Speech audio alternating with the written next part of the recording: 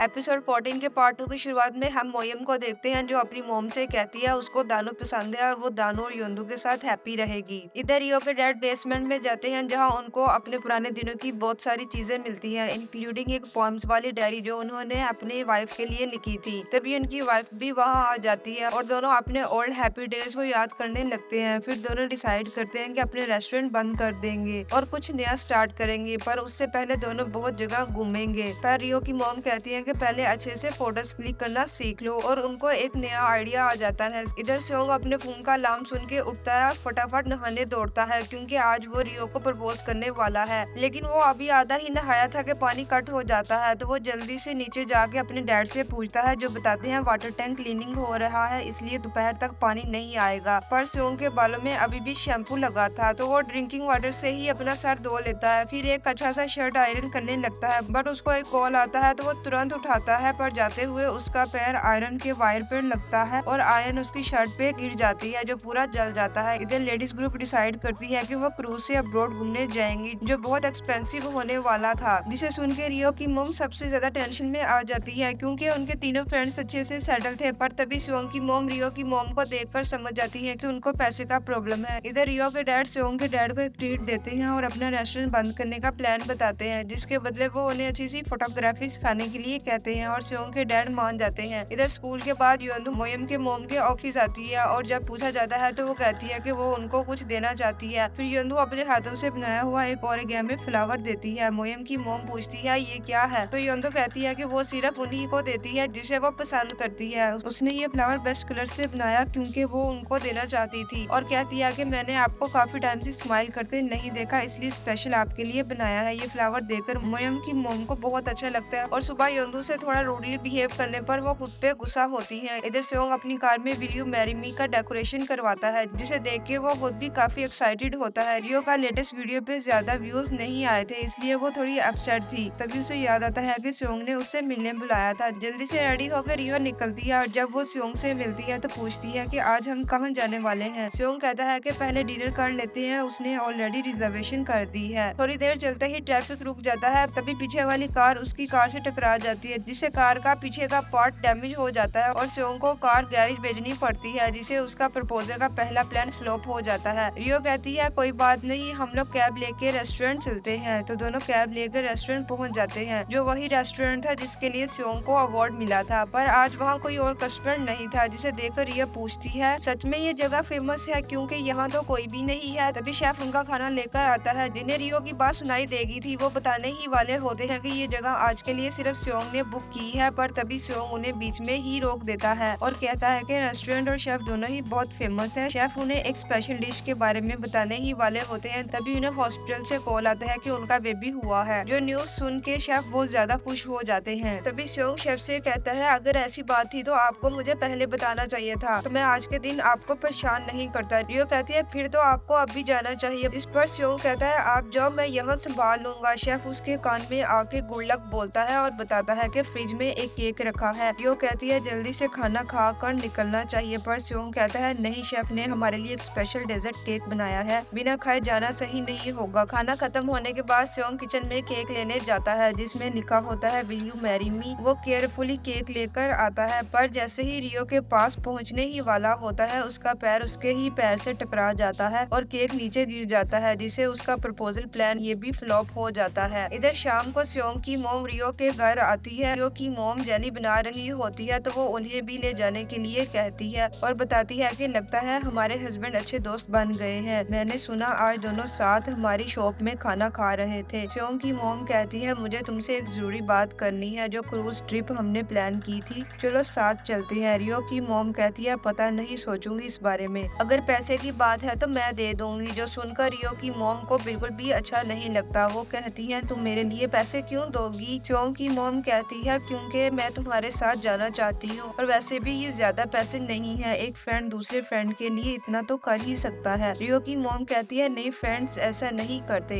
इतना पैसा कोई भी दोस्त उधार नहीं देता। सेओंग की मॉम कहती है कम ऑन यार, हम नए दोस्त थोड़ी हैं, 40 साल से बेस्ट फ्रेंड हैं और सबसे इम्पोर्टेंट बात, बचपन से सेओंग का ध्यान रखने के लिए मैं तुम्हारी शुक्रगुजार हूँ। रियो की मॉम कहती है तुमने उसके लिए मुझे ऑलरेडी पैसे दे दिए हैं। सेओंग की मॉम शॉक्ड हो जाती है। क्या कहा। रियो की मॉम कहती है तुमने मुझे सैलरी दी है ना, तो एटीट्यूड दिखाने की क्या जरूरत है। स्योंग की मॉम कहती है फिर भी मैं तुम्हारी बहुत ग्रेटफुल हूँ, मुझे पता है स्योंग तुम्हें कितना पसंद करता है, तुमने बचपन से उसका इतना ध्यान रखा। रियो की मॉम कहती है हाँ सही कहा, मैंने रियो से भी ज्यादा स्योंग का ध्यान रखा। जब दोनों बीमार होते थे मैं स्योंग को पहले हॉस्पिटल ले जाती थी, पता है क्यों? क्योंकि तुम मुझे उसके पैसे देती थी। मैं नहीं चाहती थी कि कोई कहे कि मैंने अपने फ्रेंड के बेटे का ध्यान नहीं रखा। स्योंग की मॉम कहती है कैसी बात कर रही हो, क्या मैंने कभी तुमसे ऐसा कहा? और अगर तुम ऐसा सोच रही थी तो ये तुम्हारी इन्फीरियरिटी कम्प्लेक्स है। ये सुनकर रियो की मॉम और ज्यादा गुस्सा हो जाती है और दोनों की फाइट शुरू हो जाती है। तभी उनके हस्बैंड वहाँ आ जाते हैं जो दोनों को अलग करते हैं। स्योंग की मॉम कहती है आज से हमारी दोस्ती खत्म। तो रियो की मॉम कहती है हाँ मुझे भी दोस्ती नहीं रखनी। दोनों और ज्यादा झगड़ने लगती हैं, इसलिए स्योंग के डैड अपनी वाइफ को वहाँ से ले जाते हैं और बस एक छोटी सी मिसअंडरस्टैंडिंग एक बड़ी फाइट बन जाती है। इधर रियो स्योंग के ऑफिस में थी जहाँ वो वीडियो के लिए नया डिश की तैयारी कर रही थी। तभी उसकी वीडियो पे एक कमेंट आता है जिसे पढ़ के वो बहुत इमोशनल हो जाती है। स्योंग पूछता है क्या हुआ, तो रियो वो कमेंट दिखाती है जिसमें लिखा था मेरी मॉम को कैंसर है और उनका कीमोथेरेपी चल रहा है, लेकिन उनसे कुछ भी नहीं खाया जा रहा था। हेल्दी खाने की रेसिपी ढूंढते वक्त मुझे आपका वीडियो मिला, मैंने आपकी रेसिपी से खाना बनाया और इतने दिनों बाद फाइनली मेरी मॉम ने कुछ खाया और उन्हें ये बहुत पसंद आया, इसलिए थैंक यू सो मच। स्योंग कहता है देखा ना कितना पसंद आया उन्हें, तो तुम क्यों रो रही हो? रियो बताती है क्योंकि मैं इनका दर्द फील कर सकती हूँ, मेरी भी कीमोथेरेपी के दौरान ऐसी ही हालत थी, मुझसे कुछ भी नहीं खाया जा रहा था, इवन पानी तक मेरे गले से नहीं उतर रहा था। पर अब जब मुझे पता चला कि मेरा खाना किसी और को पसंद आया जो मेरे जैसे ही तकलीफ में है, मुझे बहुत अच्छा लगा। मुझे और लोगों के लिए हेल्दी फूड बनाने का मन कर रहा है जो अभी मेरे जैसे दुख में है। मैं उन्हें बताना चाहती हूँ कि सब ठीक हो जाएगा, बस आपको हेल्दी खाना खाते रहना है। स्योंग कहता है ये काम तुमसे बेहतर कोई नहीं कर सकता। रियो कहती है इसलिए मैं और मेहनत से वीडियोस बनाऊंगी। ये सुनकर स्योंग इमोशनल हो जाता है। रियो पूछती है क्या हुआ? स्योंग कहता है जब तुम बीमार थी और कुछ भी नहीं खा पा रही थी, मैं सोच भी नहीं सकता तुमने क्या क्या सहा होगा। आई एम सॉरी, मैं तब तुम्हारे साथ नहीं था, मुझे इस बात का जिंदगी भर पछतावा रहेगा। रियो कहती है प्लीज ऐसा मत कहो, इसमें तुम्हारी कोई गलती नहीं। स्योंग कहता है इसलिए क्या तुम मुझे मेरी बाकी की जिंदगी तुम्हारे साथ बिताने का मौका दो? ये सुनकर रियो हैरान हो जाती है। स्योंग कहता है मेरा प्लान तो ऐसा नहीं था, पर सुबह कार के साथ प्रॉब्लम हो गई, फिर वो केक भी गिर गया, बट फॉर्चुनेटली मेरे पास अभी भी एक चीज है। ये बोल के वो एक ब्रेसलेट निकालता है और रियो को शादी के लिए प्रपोज करता है, लेकिन रियो मना कर देती है और कहती है मैं तुमसे शादी नहीं कर सकती। स्योंग शॉक हो जाता है और सीन यही कट होता है। अगले दिन स्योंग का ऑफिस में बिल्कुल भी ध्यान नहीं लग रहा था क्योंकि वो सिर्फ रियो के बारे में ही सोच रहा था। उसे समझ नहीं आ रहा था कि रियो ने उसका प्रपोजल क्यों ठुकराया। तभी दानू उसे मिलने आता है तो स्योंग उसे अपनी दुख भरी दास्तान सुनाता है और पूछता है आखिर रियो ने मेरा प्रपोजल क्यों ठुकराया? मुझे पहले से लग रहा था कुछ गड़बड़ होने वाली है क्योंकि कल सुबह से मेरे साथ बहुत सारी प्रॉब्लम्स हो रही थी। दानू कहता है तो फिर तुम्हें प्रपोजल पोस्टपोन कर देना चाहिए था। स्योंग कहता है क्या बोल रहे हो? दानू कहता है छोड़ो आगे बताओ और क्या हुआ? स्योंग कहता है फाइनली मैंने ब्रेसलेट और लेटर निकाला और रियो को शादी के लिए प्रपोज किया, लेकिन उसने तुरंत ही मना कर दिया। दानू कहता है ब्रेसलेट से कौन प्रपोज करता है? स्योंग कहता है ब्रेसलेट ही प्रॉब्लम है ना, मुझे भी लगा था। लीना ने मुझे रिंग लेने के लिए कहा था पर पता नहीं क्यों मैंने ब्रेसलेट लेने का सोचा, पक्का इसी वजह से रियो ने मुझे ठुकराया होगा। दानू कहता है मुझे ऐसा नहीं लगता, शायद वो उस टाइम भूखी रही होगी क्योंकि मैंने सुना है लड़कियां जब भूखी होती हैं तो कुछ भी कह देती हैं। स्योंग कहता है सही कहा, रियो बचपन से ही भूख सहन नहीं कर पाती और कल दिन में भी हमने थोड़ा सा ही खाना खाया था, पक्का वो बहुत भूखी रही हो, मुझे उसे कुछ खाना खिला देना चाहिए था फिर प्रपोज करना चाहिए था।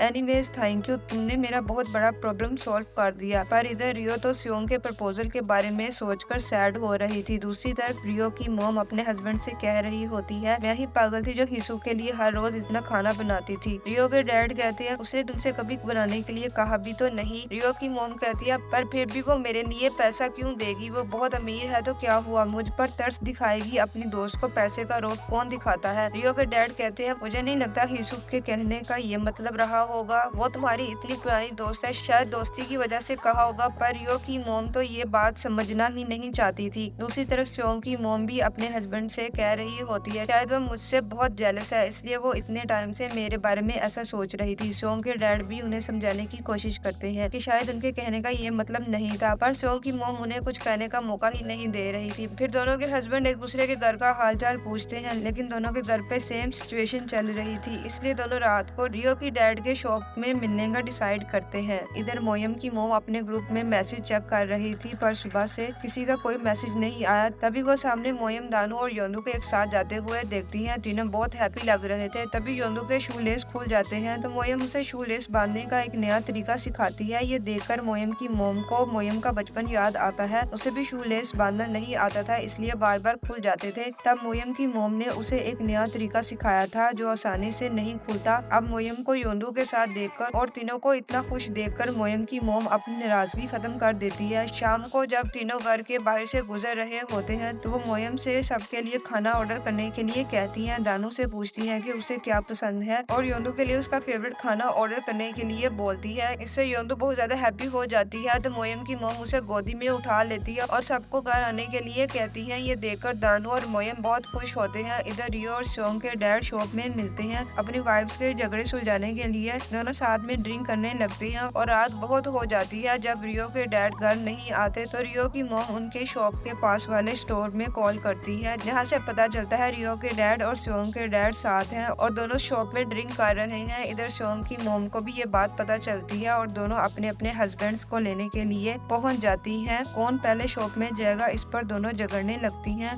और अंदर जाके दोनों को टल्ली देकर गुस्सा होने लगती हैं। इधर रियो को सोंग के फोन से कॉल आता है, जिसमें बताया जाता है कि सोंग यहाँ टल्ली पड़ा है। रियो तुरंत उस रेस्टोरेंट पहुंच जाती है और सोंग को उठाने लगती है, पर सोंग ने इस बार बहुत ज्यादा पी ली थी, इसलिए रियो उसे उठा नहीं पा रही थी। इस वजह से वो उसे रास्ते के सामने एक बेंच पर बिठाकर होश में लाने की कोशिश करती है। थोड़ी होश आता है तो सोंग कहता है, रियो क्या तुम सच में हो, पर तुमने मेरा प्रपोजल रिजेक्ट क्यों किया? तुम मुझसे शादी करने से कैसे मना कर सकती हो? रियो कहती है, बाद में बात करेंगे जब तुम होश में होगे। सोंग कहता है, पता है ना, तुम्हारे बिना मेरी लाइफ का कोई मतलब नहीं है, तुम मेरे लिए सब कुछ हो। ये बोलते ही वो फिर से बेहोश होने लगता है। रियो उसे फिर से होश में लाने की कोशिश करती है और कहती है, यहाँ से चलो वरना मैं जा रही हूँ। सोंग कोई रिस्पॉन्ड नहीं करता तो वो जाने लगती है। काफी देर बाद सोंग को होश आता है और इस बार वो थोड़ा सोबर हो चुका था। रियो उसे थोड़ी दूर ले आई थी। रियो को देखकर वो कहता है, मैं यहाँ क्या कर रहा हूँ? रियो कहती है, होश में आ गया ना तो घर चलो। पर सोंग उसे रोककर फिर से पूछता है, तुमने मेरा प्रपोजल क्यों ठुकराया? तुमने कहा था ना कि सोबर हो जाऊंगा तो बात करोगी, तो बताओ मैं अब पूरी तरह होश में हूँ। रियो उसके पास बैठ जाती है। सोंग कहता है, तुम मुझसे प्यार करती हो पर शादी क्यों नहीं कर सकती? रियो कहती है, हम जैसे हैं ये भी तो ठीक है। सोंग कहता है, सब कुछ इससे और ज्यादा अच्छा हो सकता है, हम पूरी जिंदगी हैप्पी साथ रह सकते हैं, साथ ग्रो करेंगे और ज्यादा स्ट्रॉन्ग बनेंगे। रियो कहती है, तुम कैसे कह सकते हो कि हम बहुत टाइम एक साथ रहें? मैं अभी ठीक हो सकती हूँ, पर एक दिन आएगा जब मैं ठीक नहीं रहूंगी। तुम मेरी हालत के बारे में जानते हो। सोंग कहता है, तुम ऐसा क्यों सोचती हो? रियो कहती है, मैं अभी नहीं सोचना चाहती, पर इसका कुछ कर नहीं सकती। पता नहीं अगर मुझे फिर से किसी दिन कुछ हो गया तो? सोंग कहता है, रियो मेरे साथ भी तो ऐसा हो सकता है ना, तुमने देखा ना कुछ दिन पहले मेरे साथ जो हुआ, और सिर्फ हम दोनों के साथ नहीं, दुनिया में किसी के साथ भी कुछ भी हो सकता है। मौत एक दिन सबको आती है, इससे कोई नहीं बच सकता। सारे लिविंग बीइंग्स के लिए सेम कंडीशन है। मैं जानता हूँ तुम्हें किस बात की फिक्र है, मैं गॉड नहीं हूँ, इसलिए गारंटी तो नहीं दे सकता कि ऐसा नहीं होगा, पर एक बात मैं पूरे यकीन के साथ कह सकता हूँ, मैं अपनी बची हुई सारी जिंदगी तुम्हारे साथ ही बिताना चाहता हूँ। ये बोलकर वो उसे गले लगाता है और कहता है, चाहे 100 साल हो या 10 साल या एक दिन, जितना भी टाइम मेरे पास होगा मैं वो तुम्हारे साथ बिताना चाहूंगा। रियो भी इमोशनल हो जाती है और कहती है, मैं भी यही चाहती हूँ। सोंग कहता है, तो क्या तुम मेरे प्रपोजल को एक्सेप्ट करोगी? रियो कहती है, हाँ, अगर तुमने उस ब्रेसलेट को लौटा नहीं दिया होगा तो। सोंग कहता है, मैं अब भी घर जाके उसे ले आऊंगा। लेकिन तभी रियो के सामने अपने मॉम डैड और सोंग के मॉम डैड को देखती है, जो दोनों को ऐसे देख रहे होते हैं जैसे सब कुछ समझ गए हो। सब लोग शॉक्ड रह जाते हैं। अब इनके बारे में सच जानने के बाद इनकी फैमिली का क्या रिएक्शन होगा। तो यही एपिसोड 14 का पार्ट 2 एंड हो जाता है। मिलते हैं नेक्स्ट एपिसोड में, तब तक के लिए take care and bye bye.